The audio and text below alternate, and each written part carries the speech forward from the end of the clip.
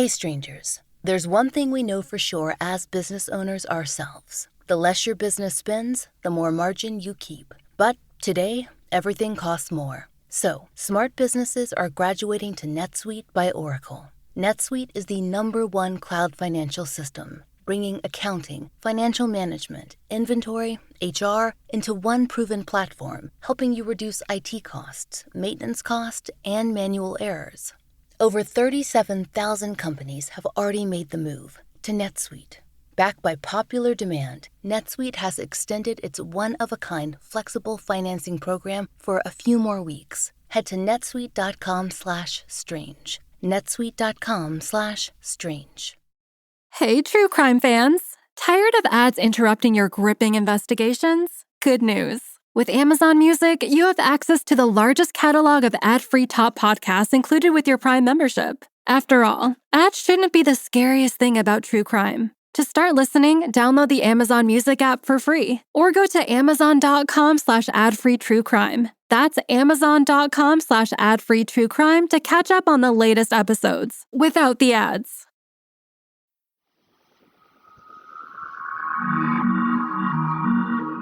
I'm Laurah Norton, and this is One Strange Thing, the show where we search the nation's news archives for stories that can't quite be explained.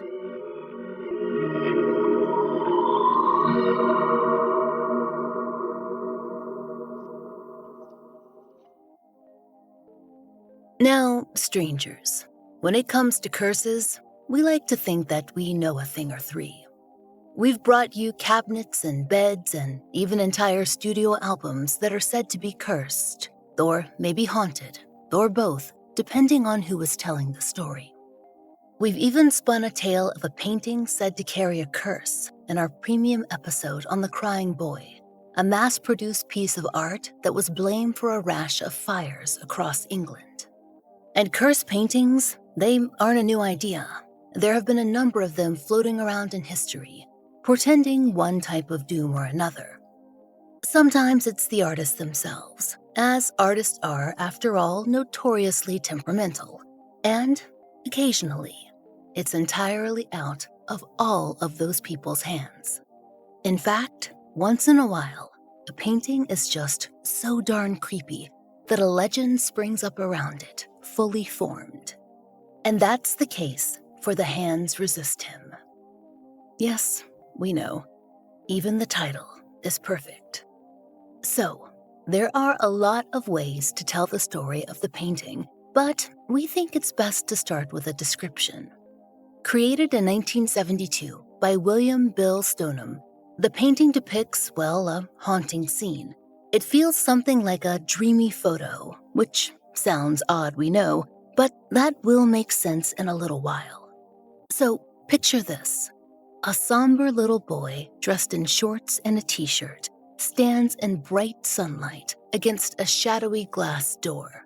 He is squinting at the viewer. Next to him stands a doll, a near life-size doll with articulated joints. It has a curly brown bob, wears a sundress, and it's holding something.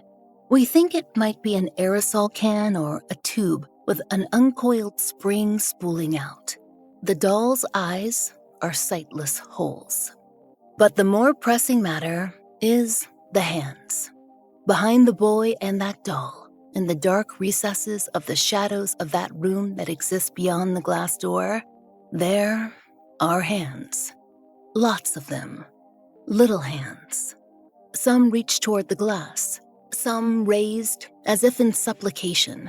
One seems to knock. Others are reaching up, as if from some sunken depth below the floor. It's honestly one of the more terrifying things that we've ever seen. If we'd been at the gallery showing Bill Stoneham's paintings in 1974, we would have purchased it without hesitation. According to Stoneham's own website, the painting was actually inspired by a few things. A poem that his first wife wrote, titled, in fact, The Hands Resist Him, and a childhood photo of himself. Per the Daily Dot, in the photo, he'd posed with a neighborhood friend, but in his imagination, he'd transformed her into a doll. And the poem Stoneham explained that it was inspired by, quote, his experience of being adopted and never knowing his biological siblings. As for why he painted it, well, Stoneham told the Dot that back in the 1970s, he and his first wife were living in California. Quote, Stoneham was under contract with the gallery owner Charles Feingarten to produce 2 paintings a month for a fee of $200 each. Now, eventually, there were enough paintings for a one-man show, which, luckily for us, was reviewed in the LA Times. That paper's art critic, Henry J. Seldes, really captured the flavor of The Hands Resist Him. Describing Stoneham's work at that 1974 gallery show, the LA Weekly wrote, in part, quote, Bill Stoneham's paintings are at their best when at their weirdest. It is when he somehow combines strictly surrealist ideas and painting techniques with photo-derived images that we become aware his language is still in formation. And while that's a much smarter description than we could have come up with, the phrasing that the painting is both surreal and photo-derived is, as we said earlier in the episode, apt.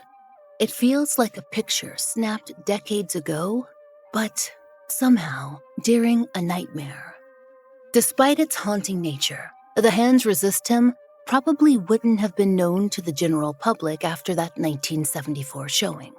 According to Stoneham's website, the painting was purchased at that 1974 gallery show, and not by just anyone. An actor, John Marley, chose it for his personal collection. Apparently, he was in quite a few movies in the 1960s and 70s, but one you'll all know is The Godfather. His character was the unlucky recipient of a horse's head. We trust we don't need to go into detail on that particular scene. Bill Stoneham was not a well-known painter in the 1970s, though we don't want to downplay having a one-man show or the demand for such. And with his paintings going mostly to private buyers, it's unlikely that we would have ever heard about him. Except that we did. And that, strangers, is all thanks to the internet. This episode is brought to you by Progressive Insurance. Whether you love true crime or comedy, celebrity interviews or news, you call the shots on what's in your podcast queue. And guess what? Now you can call them on your auto insurance too with the Name Your Price tool from Progressive. It works just the way it sounds. You tell Progressive how much you want to pay for car insurance, and they'll show you coverage options that fit your budget. Get your quote today at Progressive.com to join the over 28 million drivers who trust Progressive. Progressive Casualty Insurance Company and Affiliates. Price and coverage match limited by state law.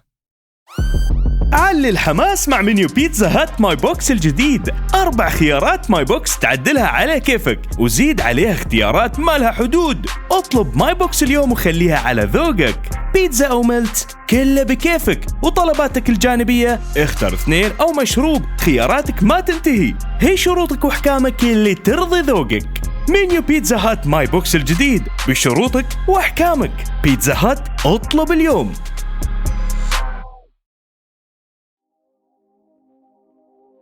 This is where we're going to skip ahead in time by a quarter century or so, to a time when eBay auctions were alive and well.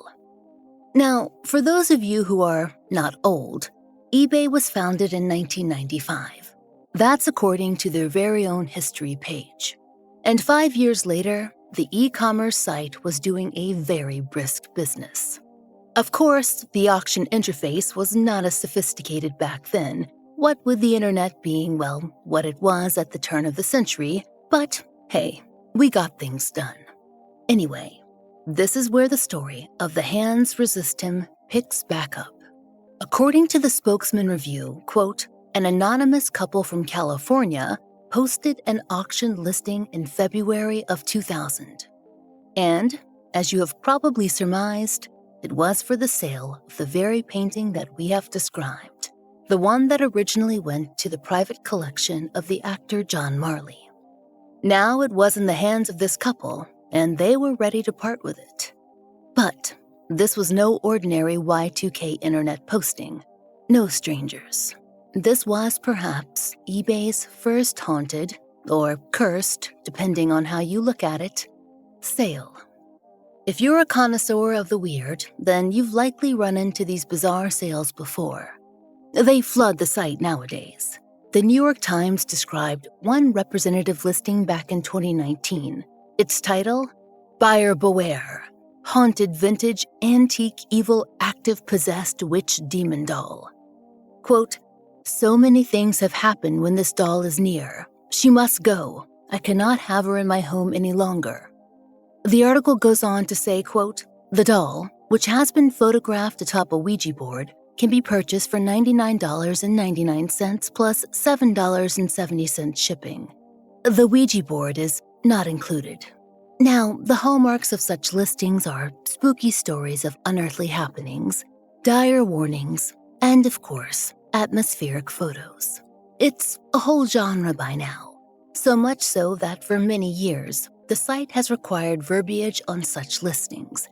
Examples are, quote, as required by eBay's policy on the sale of paranormal items, this is for the sale of a tangible item only, no promise of a spirit attached. Or, eBay does not permit the sale of any item haunted, paranormal, spells, magic, or otherwise. With that being said, this item is being listed as a doll only. You must be 21 years of age to bid and purchase this item. Entertainment purposes only. But back in 2000, when our ad appeared, things ran a little differently. Now, we admit, this is a pretty long hunk of text to read verbatim. But considering it's an anonymous 24-year-old eBay listing, and that it has been reprinted in full approximately 1 bazillion times, we feel that we can share it with you, our audience, as well. Quote, when we received this painting, we thought it was really good art. A picker had found it abandoned behind an old brewery.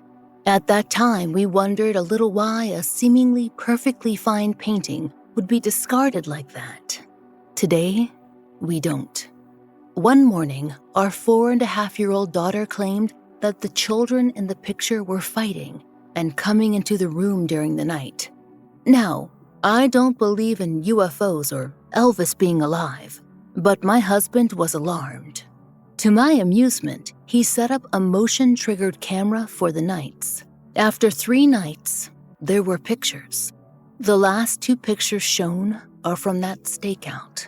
After seeing the boy seemingly exiting the painting under threat, we decided the painting has to go. Please, judge for yourself. But before you do, please read the following warning and disclaimer. Warning. Do not bid on this painting if you are susceptible to stress-related disease, faint of heart, or are unfamiliar with supernatural events. By bidding on this painting, you agree to release the owners of all liability in relation to the sale or any events happening after the sale that might be contributed to this painting. This painting may or may not possess supernatural powers that could impact or change your life. However, by bidding, you agree to exclusively bid on the value of the artwork with disregard to the last 2 photos featured in this auction, and hold the owners harmless in regard to them and their impact expressed or implied. And now that we've got this out of the way, one question to you eBayers. We want our house to be blessed after this painting is gone. Does anybody know who is qualified to do that? Now, strangers, we can prove that was posted based on a screenshot of the original ad. But several archived websites include additional information. According to the Castle of Spirits, the listing was updated because the auction's bidders had, well, some questions, which we think is fair. Based on what the Castle of Spirits included on their site, the ad was updated with the following. The size of the painting is 24 by 36 inches, so it is rather large. As I have had several questions, here are the following answers.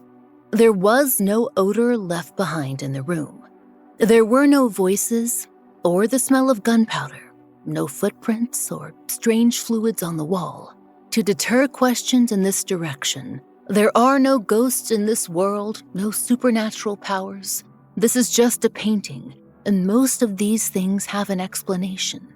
In this case, probably a fluke light effect. I encourage you to bid on the artwork and consider the last 2 photographs as pure entertainment.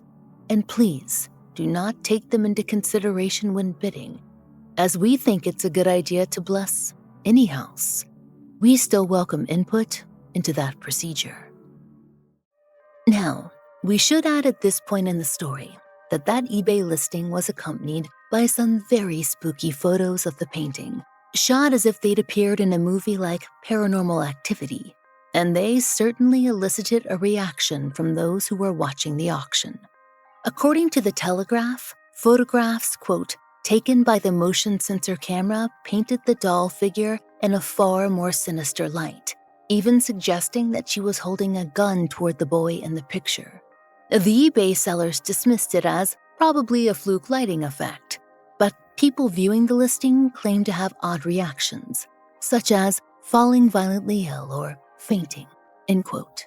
And that's certainly reflected in the history of the auction's edits, if we can trust the archives at Castle of the Spirits, because, according to their version, there is text that seems to imply one final update.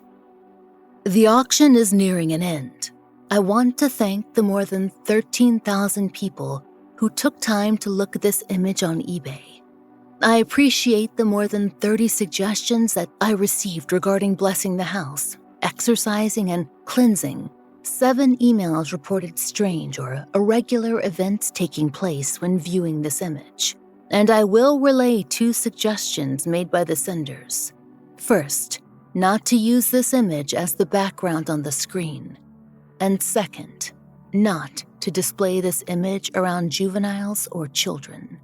Last, not least, thanks for appreciating the art as well. According to Castle of Spirits, the Hands Resistum eventually sold for $1,025. The first bid was $199, and it had a total of 30 bids. That's backed up by the screenshot that we saw of the original auction. According to the Telegraph, that auction was won by a man named Kim Smith.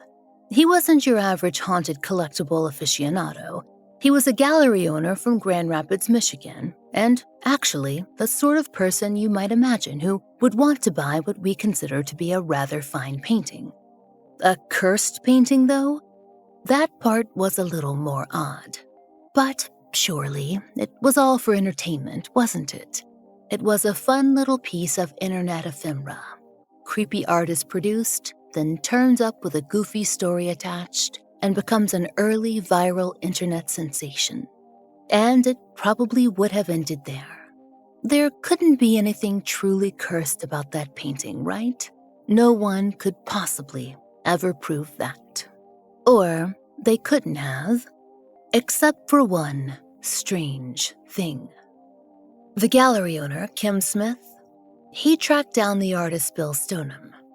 And according to the Telegraph, Bill opened up his email account in 2000 to find a friendly, if baffling, query. Do you know the Hands resist him? Of course, Bill did. And then he discovered that his painting had been for sale on eBay as a haunted item. It was an unnerving, if interesting, conversation to have. And that led to some research. What exactly had happened to the Hands resist him between 1974 and 2000 for it to end up on eBay and then in Kim Smith's hands? What unfurled because of this question certainly doesn't prove the story told by the eBay sellers, which we will own sounds like a creepypasta, but rather opens up the question of an entirely different flavor of ill portent. 3 deaths associated with the painting that occurred in fairly quick succession. Per the Telegraph, 3 of the people that we've discussed in this very episode, the owner of the Feingarten Art Gallery, where the Hands Resist Him premiered, the Los Angeles art critic who reviewed that show, and its buyer, actor John Marley, Each died within 4 years of coming into contact with the painting. Now, 4 years is a long time, and we are certainly not blaming Bill Stoneham's painting for any of this. But it was disconcerting to unspool all of that history. And as Bill told the Telegraph, it's not his only painting that has dark connections. There was another piece titled The Gathering that Feingarten had actually rejected from the show for being, quote, too dark. But Bill did eventually sell that one too. And as he told the Telegraph, the guy who bought that painting went mad, set his warehouse on fire, and ended up in a penitentiary. So Feingarten made the right choice in not taking that one. John Marley, the actor, he apparently sold the Hand Resistum before his death. And though we searched high and low, no one seems to have an answer as to how it could have ended up in an abandoned brewery if that eBay ad is actually to be believed in the first place. As for the painting's current owner, Kim Smith, well, he says that, so far, he hasn't experienced anything otherworldly. And 24 years in, he hasn't been beset by any curses either. Although, as Liz first noted, he does not store the Hand Resistum in his home, at the request of his own family. His sons asked him to keep it at the gallery instead, because reportedly they didn't, quote, want to keep the most haunted painting in the world in their family home. Which, okay, fair enough. Liz first notes that he's only shown the painting 6 times since its purchase, although plenty of people have tried to come and see it, and they have offered a lot of advice about how to deal with any possible negative effects, including prayers, scriptures, and even cleansing rituals. Apparently, Kim Smith still has no plans to sell. As for Bill Stoneham, he says that he's done innumerable interviews about the painting, though he certainly does not claim it's cursed. He has also refused to produce any copies. Not because it's cursed, but because he considers it to be a cheat. Rather, as his website illustrates, he went on to complete more paintings to make a full and haunting Resistum series, each one playing further on the themes he originally established. One even shows the original scene from the perspective inside that dark, glass-doored room. There are 5 in total, and one hangs in the Haunted Museum in Las Vegas, Nevada. It's the one that we just described, and it is definitely the creepiest. So, after all the rabbit holing that we've done, we're left with the ultimate question. Is the Hand Resistum painting actually, well, cursed? Bill Stoneham and Kim Smith don't seem to think so. There are some strange and sad events associated with at least 2 of Bill's paintings, but nothing tied directly to the works themselves. And there have been no reports of anything close to what that eBay listing threatened. Is it just a good and ghoulish story meant to sell a rather singular piece of art? Probably. Still, though, we're rather careful not to discount curses completely. Hedging one's bets, it always seems wise in these cases. So, we'll keep our eyes on those spooky auctions, but we won't be bidding anytime soon. After all, strangers, if there's one thing we've learned, when you invite the unknown into your home, it's very, very hard to get it to leave. We hope you'll join us next time for another real-life story from the fine print of America's local papers, from the lives of regular people, just like you and me, except for one strange thing. Strangers, I've released my first book, and it's available everywhere now as audiobook, hardcover, and ebook. I read the audio version myself. It's called Lay Them to Rest, and it's about John and Jane Doe's, my years-long experience following forensic experts around the country, and our efforts to solve the mystery of a cold case. One Strange Thing is an independent podcast. To support the show and to hear more of the entirely true and enticingly peculiar, you now have 3 options to enjoy 2 extra bonus episodes a month. On Apple Premium and Supercast, you can get the bonus episodes delivered to your app of choice for just $2.99. And for $2 more a month on Patreon, you'll get more fun extras. There you'll find ad-free early releases of our regular episodes, 2 full-length bonus episodes, monthly giveaways, blog posts, and occasional live streams, all for $5 a month. We hope you'll check out one of these options to support the show. There's a link in the show notes. And if you enjoy One Strange Thing, please take a moment to leave us a great rating or review on your favorite podcast app. It really helps.